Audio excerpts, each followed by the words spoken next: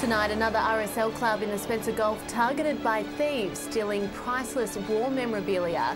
And GFG's Whyalla Port open for business with 59 wind turbines on their way to the Lincoln Gap project. This is Southern Cross News with Abby Donaldson. Good evening. Coordinator General for Drought Stephen Day has visited Broken Hill with much of the region still in the midst of crippling dry conditions. He met with local pastoralists, gathering insight into how the drought is affecting them. Getting a first-hand look at how the drought is affecting our community. It was important that I hear what they had to say. Major General Stephen Day met with a number of regional pastoralists this morning, with the dry conditions having a devastating effect on their livelihoods. It affects people differently. So the issues here are different from, say, in Quilpie in Queensland or Toowoomba. So it's important that I get out and understand that, and only when we have a good understanding of the picture can sensible solutions be derived to solve the challenges. And there was plenty to talk about. As well as a push from the federal government to increase long-term drought preparedness, Mr Day says there were 3 issues for the region. Kangaroos is a big problem, competing with livestock for feed. There's an idea about a national water infrastructure fund. So I'll tuck that away as we look to the long term. There is concern that there are different transport regulations across state boundaries which might inhibit the easy movement of feed. Mr Day will take these issues back to the Drought Task Force in Canberra and also continue to work with local farmers. They are inventive, they are resilient and they are efficient. In fact, there's none around who are any better in those areas than these fellas. But some of them are doing it really tough. They have prepared for the drought, but this drought has been intense. It's gone on longer than anyone thought. Patrick Ryanke, Southern Cross News. Another RSL club in the Spencer Gulf has been targeted by criminals with a robbery at Port Pirie just days after priceless items were stolen in Cowell. The sloped digger's hat has been a symbol of Australia's ADF since the Anzacs first stormed the beaches of Gallipoli more than a century ago. This, alongside the old air raid siren, have been stolen from the Port Pirie RSL, the second ransacking of historical heirlooms this week. To me, it was a despicable act because they're disrespecting the fallen soldiers, present and past. The stolen air siren was a popular interactive display and an Imperial Japanese make from 1940. For when we show school children around, we give it a quiet test just to show the children what it sounded like. The veterans of Port Pirie, it's more about the sentimental value and not the price tag. Each of these items have a historical significance even beyond the war. Bayonets from the Boer War and Spitfires memorabilia were recently stolen from Cowell, and it's uncertain if these crimes are connected.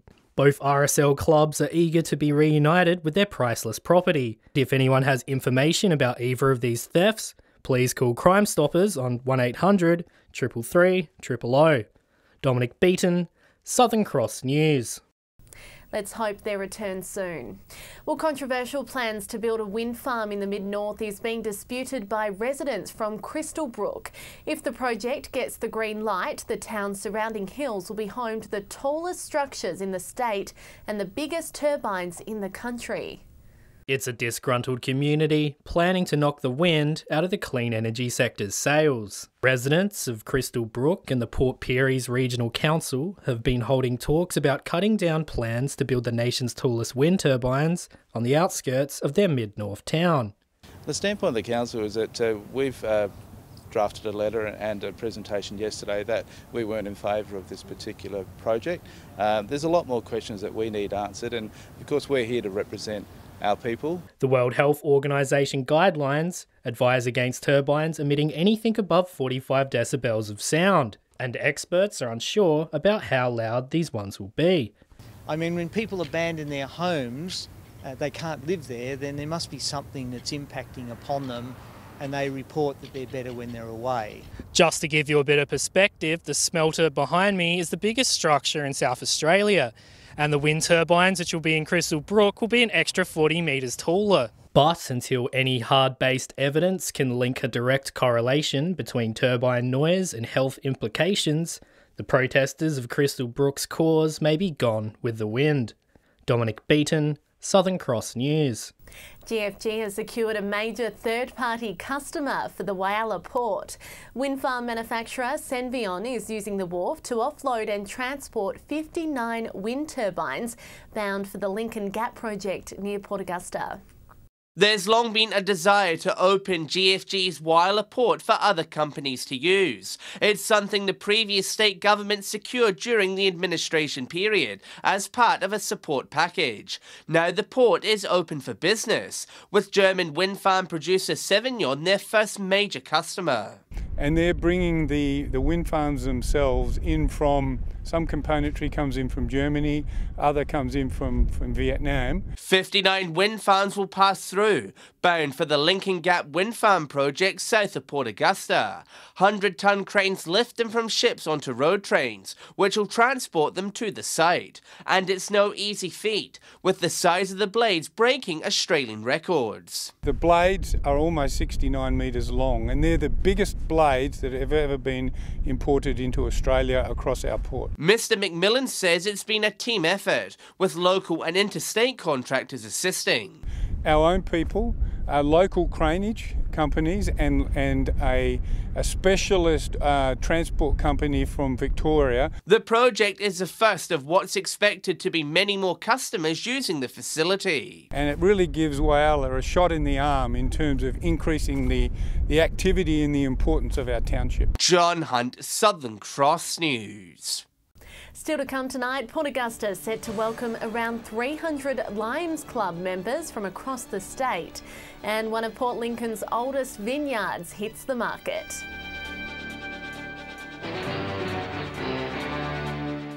Welcome back. The Transport Department has admitted construction of overtaking lanes between Whyalla and Port Augusta was unsatisfactory. Eddie Hughes says remedial works must finally ensure the lanes are safe for road users. Initially praised as a safety measure, overtaking lanes between Whyalla and Port Augusta have become the highway from hell. Bike riders were concerned with grooves in the road. 6 months on, the Transport Department has admitted the lanes are unsafe and need corrective work. We still have what is a poor quality build, and the standard of that build should be brought up to the standard of the other overtaking lanes. Mr Hughes received a letter from Transport Minister Stephen Cano outlining a roadmap for fixing them.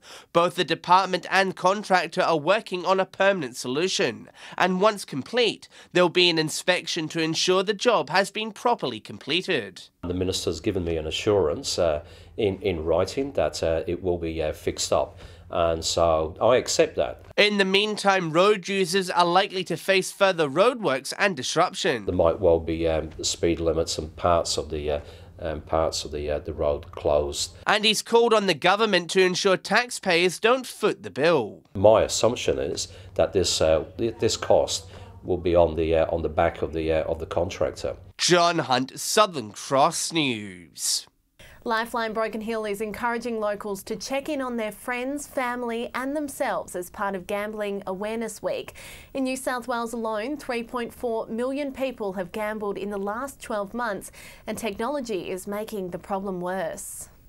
For some, having a few bets can be a bit of fun. For others, it's a serious problem. It's been Gambling Awareness Week across New South Wales, and this year's focus is checking in. That could be a friend or family member struggling with a gambling problem, or even yourself. Checking in on your gambling and checking in on your well-being, and just to see that everything's under control. Not only checking in on yourself, but checking in on your loved ones and people that are around you that you think may have a gambling problem. It's about talking about it, and that's what it's about.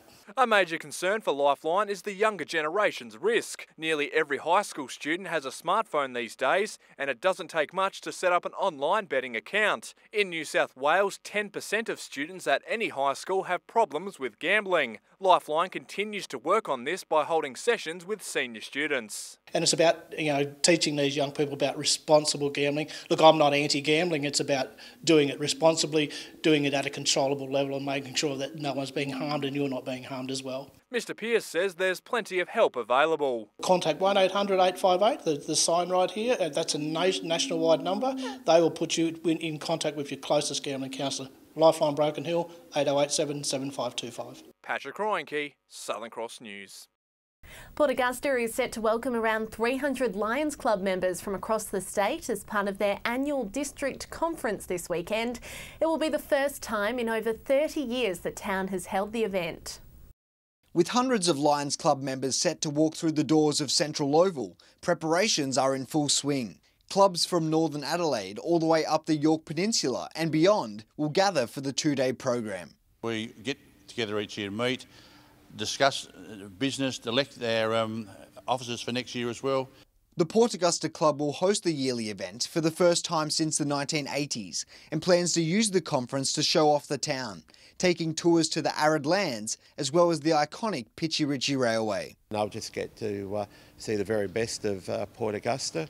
The Port Augusta Lions Club of 46 volunteer members runs a variety of programs to raise funds for the local community. This weekend, they've also acquired a skin cancer testing bus, meaning free skin checks will be available over the course of the 3 days. We've had a magnificent response and it's fully booked out for the weekend. With the convention set for a long-awaited return to the town, the local members hope the weekend leaves a lasting impression on those visiting. It should be really, really good. Garth Burley, Southern Cross News.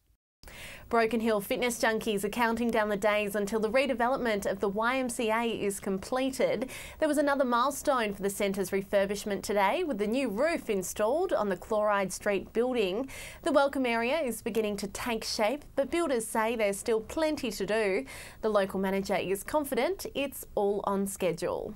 Over the next few weeks, we're fitting off many of the final services and parts of the building that could be closed off and in essence completed. The YMCA will be reopened to the public in the new year. A model version of one of Port Lincoln's most historic tuna boats, the Tacoma, has been built. Known as Little T, the replica has this week met its predecessor. Alan Jones from Western Australia idolised the original tuna poling boat while growing up on the Eyre Peninsula. And after seeing a documentary on the vessel 4 years ago, he reached out to Ross Haldane. We came to Lincoln again and I saw Ross and got some plans and started building a Tacoma. So that took just over 4 years of hobby time. We've got 5 models getting built worldwide, Florida and the Niliquin and now this one from Western Australia. There's hopes that once Big T finds a permanent home in Port Lincoln, then Little T can join the display. One of Port Lincoln's oldest vineyards has hit the market. The Ford family behind Boston Bay Wines are sad to let their award-winning winery go, but are excited at the interest they've already received. Where vineyards meet the sea, Boston Bay Wines is one of the state's most picturesque wineries. Graham and Mary Ford established the property in the 1980s when some old vines became available. It was a very crazy idea.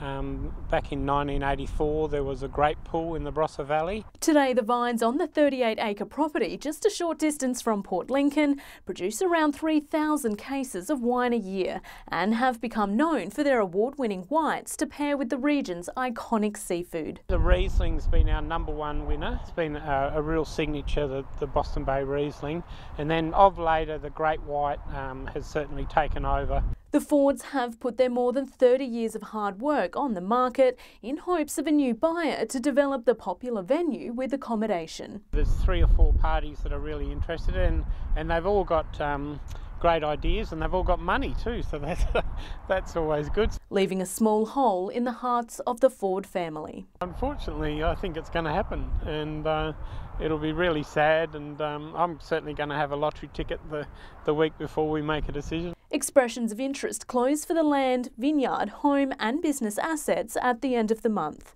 Casey Trelaw, Southern Cross News. Hot property, that's for sure. Well, stay with us after the break. We'll see what's biting around the Gulf. And in the weather, it's going to really warm up this weekend as some centres join the 30s club again. I'll have all the local weather details next. Hello again. Time now for Fish and Tips. Welcome to another week around the Gulf fishing tips from Port Pirie. The funniest things have been happening at this particular time. Some of those salmon that were so huge the other day, they've all disappeared, but the little trout are there. So this is a great time to take your kids fishing because salmon trout fight like blazes and the kids get a good lesson on how to keep tension on a rod. Blue swimmer crabs are starting to pop up as well, so make sure you get your first taste. If they are female and have egg or they are a bit soft, please throw them back so that we can get a good opportunity for the next generation of crabs. There's still been some nice pan-sized snapper being caught. Just make sure that when you're going there, just take your quota, all you need, and that's it. G'day and welcome to this week's Fishing Tips from Port Augusta, Jewel of the North. Well, the big thing I suppose, just be aware that the Gulf is actually blocked off down near Curlew Island at certain times. Have to go through SA Pad Networks for more information on that. A couple of the boaties have been going north up around the railway bridge and getting some nice little salmon, but also the odd kingfish hanging around up there. Some really good snook in around Letty Spit Stick, just off the end there, and go a little bit further south around to the white banks around that area, just in the longweed. There are also some big flathead over in around the Flinders Channel area, and try around into the run too. That's all we have from the Jewel of the North. That's over to Whyalla. Hi, Whyala's fishing report this week. Snapper are starting to move into Whyalla. The best area to target has definitely been down towards Cowlard's Landing. Up in the shallows, both on sunrise and sunset has been the best. First light and last light, get those floating baits out there, guys. Have been some good fish in there. A little bit further south down towards Menini, some good numbers of whiting and large size. Out in front of Whyalla, again, plenty of King George whiting and also along the one steel walls. Land-based from Whyalla, there's been a few kingfish showing up around the Point Lowly area and also still plenty of salmon out amongst those spots. Let's take a look at what's happening in the weather. Well, there were some cracking springtime conditions around the Gulf today. Mostly sunny for all centres. Port Augusta reached a top of 25 degrees, Whyalla 26. On the satellite, cloud is increasing over western parts of SA ahead of a low pressure trough, causing some showers and storms to develop later. Skies are clearer elsewhere under a high pressure ridge. On the waters for your Friday, easterly shifting southeasterly winds up to 15 knots, seas at 1.5 metres and sunrise is at 6:44. And it's really warming up tomorrow. Gorgeous conditions to end the week. Port Augusta heading for a top of 29 degrees. Whyalla and Cleve 26. Port Lincoln, Clare and Broken Hill partly cloudy and all heading for a top of 23. And Woodna a top of 30 degrees. Lovely conditions for Saturday all round. Cleve warming up to 28 degrees. The chance of the odd shower on Sunday as temps soar into the high 20s and low 30s. Windy conditions for Woodna and cooling off a little to start the working week.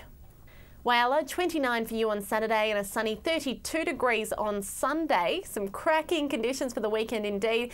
Port Augusta warming up to 34 degrees by Sunday, but it will be windy and that cloud cover will creep back in for Monday.